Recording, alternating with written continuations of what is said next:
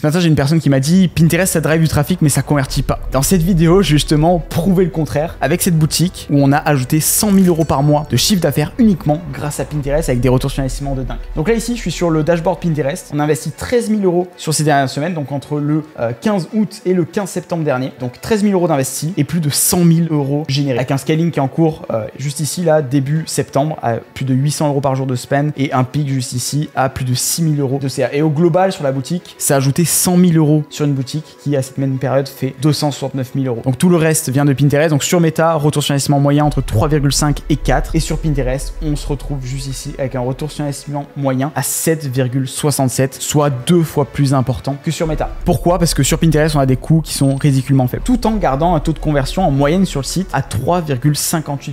Ce qui est vraiment énorme, et d'autant plus sur Pinterest. C'est pour ça qu'on est en pleine phase de scaling aussi ici. Et en fait, Pinterest, ce qui est intéressant, c'est que quand vous lancez la plateforme de la bonne manière, vous allez avoir une certaine stabilité qui s'installe. Donc là, 1 900 € par jour ici, 2 500 € par jour, 3 200 € par jour, 2 400 € par jour, etc., etc. Et tous les jours, je peux glisser le curseur au max. Ici, tac, on fait minimum 2 000 € par jour. Et ça, de manière très simple. On va éviter les dents de scie. On va quasiment pas avoir ça comparé à ce qu'on peut avoir sur Meta. Et regardez la trajectoire, ce que ça donne côté business. Ça donne une trajectoire qui est vraiment dingue à chaque fois. Et je mets les ventes ici avec justement tous les jours, 6, 7 000 € par jour de manière très stable avec Pinterest justement qui amène cette stabilité. Et c'est ça qu'on va chercher avec cette plateforme. Donc là, je vous partage l'exemple d'un compte à plus de 100 000 € par mois et l'objectif de cette vidéo, c'est de vous montrer tout le détail au niveau des créas, au niveau de la structure de compte, au niveau des pages de redirection pour que vous ayez toutes les cartes en main pour avoir ce même type de résultat sur Pinterest. Pour démarrer, ce qu'il faut comprendre, c'est déjà quel type de produit fit avec Pinterest. Parce qu'il n'y a pas toutes les niches et pas toutes les industries qui peuvent performer avec Pinterest. Sur Pinterest, on a plus de 60% de femmes, une audience qui est majoritairement féminine à plus de 25 ans, 70% de l'audience à plus de 25 ans. Donc on cible une audience qui a justement du pouvoir d'achat et qui est prêt à acheter beaucoup de produits. C'est pour ça que les paniers moyens sur Pinterest sont en moyenne 20-30% plus importants par rapport à du Meta. Et sans même parler lors de cette fin d'année où les personnes cherchent beaucoup de mots-clés du style idées cadeaux. Et ça, c'est des mots-clés sur lesquels il faut être positionné pour générer justement du retour sur investissement. Mais ce qu'on va chercher sur Pinterest, c'est de la stabilité. C'est une plateforme qui peut mettre un peu de temps à se lancer, mais par contre, quand elle tourne, vous êtes serein. Vous n'allez pas être sur des gros pics comme on peut le faire sur Meta à plusieurs dizaines de milliers d'euros par jour. Par contre, quand vous avez quelque chose qui marche, ça va marcher sur des semaines, voire sur des mois. Nous, en moyenne, une campagne qui marche bien, elle marche 6-8 mois, ce qui est impensable sur du Meta. Et ça, c'est justement grâce à la plateforme et grâce à l'algorithme qui est littéralement un moteur de recherche. On est sur une navigation qui est très visuelle, donc c'est le visuel qui va faire la différence avec des épingles un peu de partout. Et la notion de sponsorisé est très petite sur Pinterest. Je prends l'exemple ici, le sponsorisé, il représente une toute petite part. Les personnes ne savent pas quand elles cliquent sur des publicités ou non. Donc on est sur un feed avec des publicités qui sont très légères. Et ça fait vraiment une vraie différence que les profils arrivent sur Pinterest, justement, avec une intention où ils ne pensent pas cliquer sur des publicités tout simplement. Donc c'est un mindset qui est super intéressant, d'autant plus qu'on a des publicités qu'on appelle shopping sur Pinterest qui sont super intéressantes. Je clique sur explorer ici et en fait Pinterest va analyser le produit en question. Et ça, peu importe le produit. Là, je prends l'exemple sur une salopette rose, mais ça, peu importe le produit. Et en fait, la personne va pouvoir analyser le produit en question et derrière voir les produits similaires. Donc là, je vois un produit justement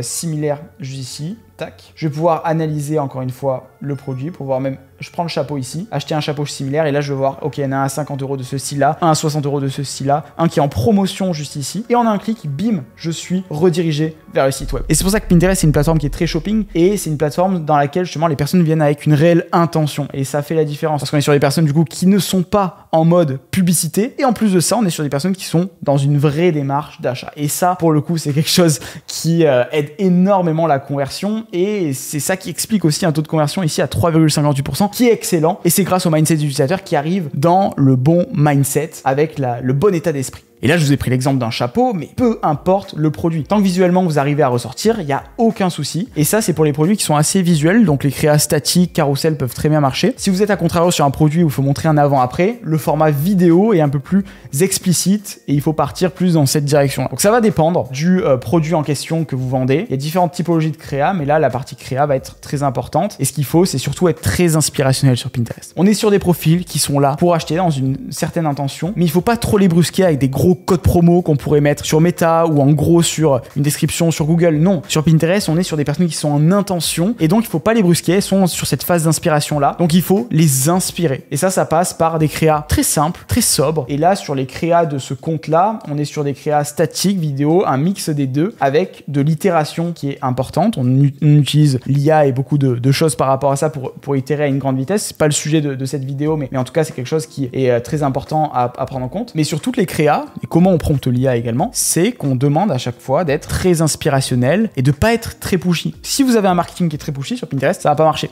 Les personnes viennent dans une phase d'inspiration, donc sur les personnes qui ne vous connaissent pas, faut pas être pushy. A contrario, où vous pouvez être pushy, c'est sur les campagnes de retargeting, de reciblage. Les campagnes où les personnes vous ont déjà vu sur un premier clic, on clique sur votre site web, la personne ajoute au panier, et bien sur la campagne de reciblage, de retargeting, on va la recibler avec une créa un peu plus agressive. Là, on peut mettre un code promo, on peut mettre une réduction, on peut mettre un pack qu'on va mettre en avant. Et ça, ces éléments-là, ce sont les éléments qui font typiquement la différence sur Pinterest, où on est sur un mindset qui est très différent par rapport à Meta. Et c'est là où je vois beaucoup de personnes qui essaient de répliquer les stratégies de Meta vers Pinterest, ça ne fonctionne pas. Et ce compte-là fonctionne à 7,67 de retour sur investissement, 100 000 euros de générés du 15 août au 15 septembre. C'est parce qu'on a une stratégie qui est propre à Pinterest, on va chercher de la stabilité et on n'est pas là à faire de la dance comme on pourrait aller le faire à Meta en balançant du gros budget dès le démarrage. Donc on chauffe le compte petit à petit. Dès qu'on a des bons signaux et qu'on est prêt à scaler, là on veut jouer sur le phénomène rentrée, bim, on augmente les budgets et ça se fait d'une manière spécifique et je vous montre le détail des campagnes. Il y a beaucoup de campagnes sur Pinterest et beaucoup de campagnes où on n'a pas forcément beaucoup de budget. Je m'explique comment ça se passe Pinterest. Donc là, on a un nombre de campagnes qui est important avec des petits budgets. Et pourquoi cette stratégie? Parce que Pinterest est une plateforme qui fonctionne un peu à l'ancienne, comme Meta en 2017, où grosso modo, vous avez des campagnes qu'on va ajouter les unes à côté des autres pour monter le budget. Si vous bougez trop les budgets dans Pinterest, vous allez rester dans ce qu'on appelle la phase d'apprentissage. Une phase durant laquelle l'algorithme va tester différentes créas, différentes poches d'audience, différents mots-clés, différents centres d'intérêt, différentes collections si vous êtes sur la partie shopping. Et ça, c'est quelque chose en tout cas qu'il faut appréhender. Et une phase d'apprentissage, la phase d'apprentissage de Pinterest est très différente par rapport à du Google, par rapport à du Meta. C'est pour ça qu'il faut une stratégie qui soit propre à Pinterest, avec beaucoup de campagnes, tout en faisant attention à l'overlap, pour que les campagnes ne se croisent pas et qu'on n'ait pas des campagnes qui soient en concurrence, qui feraient dropper, donc baisser les retours sur investissement au global. C'est pour ça qu'on est sur une stratégie qui est très spécifique à Pinterest. Et comment lancer une stratégie de testing sur la plateforme? Donc on va démarrer sur toujours des petits budgets. Et ça, c'est important sur Pinterest de jamais démarrer sur des gros budgets. Même sur les gros comptes qu'on gère, comme des marques comme Asphalt, comme la SNCF, comme Cartier, comme les magasins But. On est vraiment sur des gros comptes qui dépensent des millions par mois et pour certains chaque semaine. Sur Pinterest, on démarre toujours tranquille à quelques euros par jour. Et ça, si vous démarrez, c'est la première fois que vous êtes sur Pinterest, lancez des campagnes à 5, 10, 15 euros par jour max. Même si vous connaissez un peu le media buying sur votre plateforme, Pinterest a juste un algo qui est long. Et ça, peu importe le budget que vous allez mettre, nous on a essayé de mettre des campagnes à 500, 600, 700 euros par jour. Et ben ça fait pas de différence. Clairement, ça fait pas de différence sur les premiers jours. Donc autant démarrer sur des petits budgets, garder cet argent-là pour la partie scaling dans un second temps. Mais dans un premier temps, on démarre sur des campagnes légères en termes de budget, 5, 10, 15 euros par jour. Vous en mettez plusieurs, vous testez différentes choses au niveau de vos créas, donc il y a certaines règles à respecter comme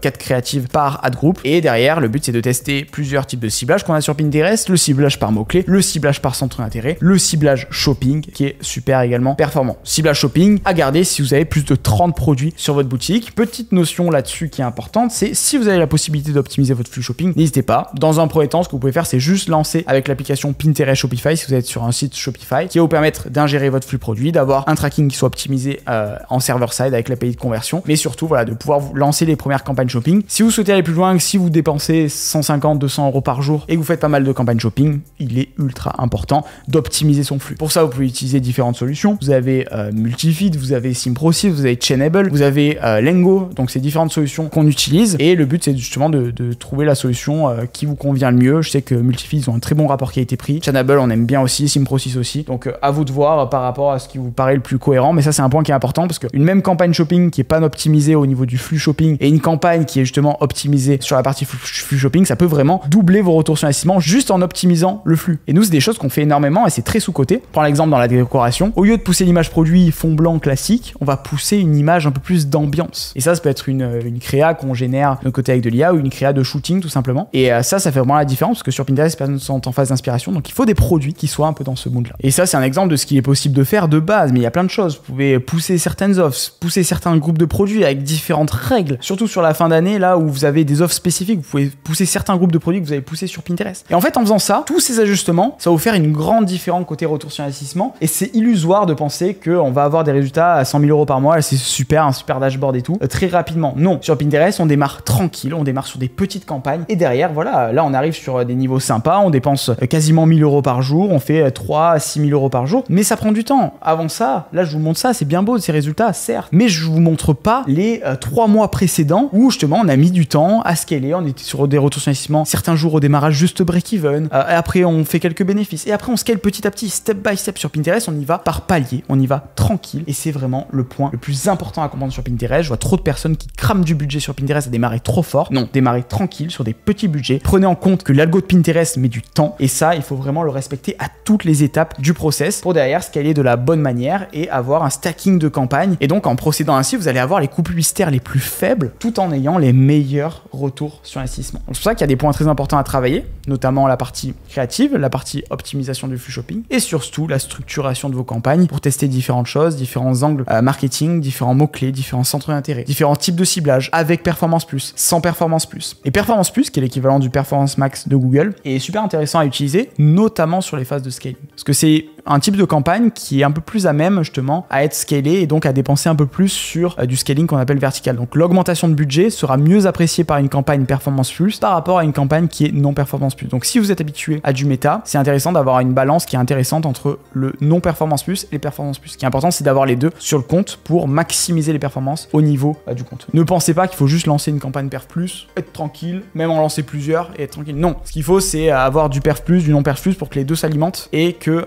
derrière, vous puissiez avoir le max de retour sur investissement. Et c'est pas parce que vous avez une campagne semi-automatisée Performance Plus que tout va se gérer tout seul, vous n'avez plus aucune problématique à avoir côté créa, côté angle, enfin campagne shopping et autres. Non, c'est loin d'être le cas. Rien n'est magique, il faut le faire step by step et c'est pour ça qu'on démarre tranquille sur Pinterest et on monte petit à petit, surtout si vous démarrez sur cette plateforme. Et ça vaut pour tous les nouveaux vecteurs de trafic que vous lancez. Maintenant qu'on a compris la structure des campagnes de testing, qu'on démarre sur des petits budgets, la phase d'apprentissage, comment faire pour analyser et scaler. Donc là-dessus, le but c'est justement d'analyser différents KPI, d'ajouter les KPI de taux de clic, d'ajout au panier et de regarder aussi les CPA, les retours sur investissement par campagne, afin de couper justement les campagnes au bon timing. Et pour ça, il faut leur laisser 7-10 jours au minimum de data avant de couper quoi que ce soit, parce que Pinterest, l'algo il est long. Donc ce qu'il faut, c'est toujours respecter ce cycle-là. C'est un peu comme une danse où vous allez au fur et à mesure, justement, il faut toujours être sur le bon timing. Sinon, si vous n'êtes pas sur le bon timing, vous allez pouvoir couper des choses qui sont peut-être pas forcément cohérentes. Et si on a des personnes qui sont en phase d'inspiration, votre créa, autant elle est gagnante, mais la personne a vu votre créa et derrière, le lendemain, elle va acheter le produit. Et du coup, vous coupez quelque chose qui marche bien. Ça, c'est quelque chose que quand les débutants, justement,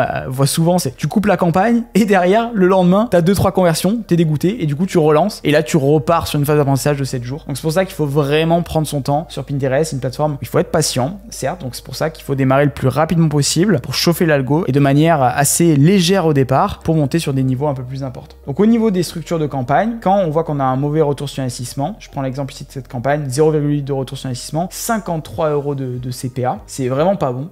Donc ça, c'est une campagne qu'il faut couper. Donc ça, c'est une campagne qui a très bien marché au démarrage et c'est un type de campagne qui alimente les autres. Mais là, pour le coup, c'est une campagne à couper juste ici. A contrario, si vous voyez une campagne qui marche bien, le but, ça va être de la scaler. Donc la scaler, augmenter le budget. Comment ça se passe sur Pinterest? On est sur ce qu'on appelle du scaling horizontal. Donc on va dupliquer les campagnes qui marchent bien en testant différents mots-clés, différents centres d'intérêt, différentes typologies de campagnes, comme je l'ai expliqué juste avant, pour grossir petit à petit le compte et avoir les meilleurs retours sur investissement possibles. Donc c'est vraiment le mindset à avoir sur la plateforme, c'est très différent de Meta, c'est très différent de Google, donc c'est pour ça qu'il faut vraiment avoir des stratégies qui soient propres à Pinterest pour atteindre justement ces chiffres-là et scaler de la bonne manière. Donc là, on est passé d'un compte ici où on était à 300 € de dépenses, donc à peu près 5-6 campagnes, à un compte où on est monté ici à une quinzaine de campagnes, comme je l'ai montré juste ici, avec justement beaucoup de campagnes. C'est lors de la phase de scaling où on stack plein de campagnes au fur et à mesure. Et ça, c'est quelque chose à faire de manière progressive et que vous pouvez faire également quand vous avez un pic de saisonnalité. Donc sur la fin d'année, si vous voyez des mots-clés qui augmentent au niveau des volumes de recherche, au niveau justement de Pinterest Trends, donc qui est l'outil pour analyser les tendances au niveau des idées cadeaux. Je tape le mot-clé idées cadeau, la langue française ici, tac. Là, je vois un pic ici que l'année dernière, ça a bien monté à partir du 1er novembre. Donc là, il faut l'anticiper, chauffer les campagnes ici à partir de maintenant, donc à partir d'octobre. Et là, derrière, le but, c'est d'augmenter progressivement jusqu'à arriver sur des pics. Et quand on sait qu'on a le pic le 6 septembre, ça veut dire que 20-30 jours avant, faut être déjà prêt. Le temps de chauffer l'algorithme et de monter en volume. Et ça, c'est un point qui est très important. Donc la phase de scaling aussi peut être faite de manière très stratégique sur des moments clés, comme la fin d'année, ou comme là, ici, on le voit, c'est sur la saisonnalité justement en rentrée. On accélère les budgets parce qu'on sait que temporairement, c'est une période qui peut être super intéressante. Donc c'est la période parfaite pour augmenter les budgets et donc enclencher un scaling horizontal. Donc voilà, en tout cas, il y a beaucoup de choses à faire sur Pinterest. Comme vous pouvez le voir, c'est une plateforme qui peut vous amener, vous apporter 100 000 euros supplémentaires facilement quand vous appliquez justement les bonnes méthodes. Encore une fois, c'est pas magique. Il faut chauffer le compte de la bonne manière, tester de la bonne manière. Mais par contre, quand vous arrivez à faire les bonnes choses, vous pouvez facilement dépasser des retours sur investissement de dingue, des retours sur investissement 2-3 fois supérieurs à Meta parce que les coûts publicitaires sont très faibles. Et d'autant plus sur des périodes marketing où il y a beaucoup de concurrence. Je pense notamment au prochain mois, à la fin d'année, où on va avoir des CPM, des coûts par 1000 impressions qui vont faire x2, x3, des coûts par clic qui vont dépasser les 1-2 euros sur Google, sur Pinterest. On va rester super stable avec justement très peu de concurrence et c'est justement le meilleur moment de l'année pour aller chercher beaucoup de conversions et aller chercher d'énormes performances sur cette plateforme. Donc si vous êtes intéressé pour en savoir plus et que vous souhaitez justement qu'on en discute ensemble, je vous mets le lien de notre agenda juste en dessous pour voir justement s'il y a des possibilités, pour voir s'il y a un fit et regarder le potentiel de votre boutique sur Pinterest. On propose différents programmes, surtout sur de la partie mentoring pour vous aider à optimiser au quotidien vos campagnes Pinterest et scaler sur ces niveaux-là. On propose également de la délégation de A à Z. Donc voilà, tous les liens sont en description. Et également dans quelques jours, le 28, 29 et 30 octobre prochain à 20h30, je vais faire une série de 3 lives dans lesquels je vais partager tous mes tips sur la partie IA pour automatiser énormément de choses sur cette fin d'année en e-commerce avec justement une étude de cas concrète sur Pinterest. Vous allez avoir la possibilité de me poser toutes vos questions dans lesquelles justement je vais aller beaucoup plus loin en termes de stratégie pour vous montrer concrètement comment performer à fond sur Black Friday, Cyber Monday, toute la phase avant Noël avec des études de cas justement concrètes. Donc ce sera 3 soirs d'affilée, il n'y aura aucun replay et je mets le lien en description avec tous les autres liens reliés à cette vidéo. En tout cas, j'espère que vous avez appris pas mal de choses dans cette vidéo et je vous dis à très vite sur les liens en dessous ou bien en live très prochainement.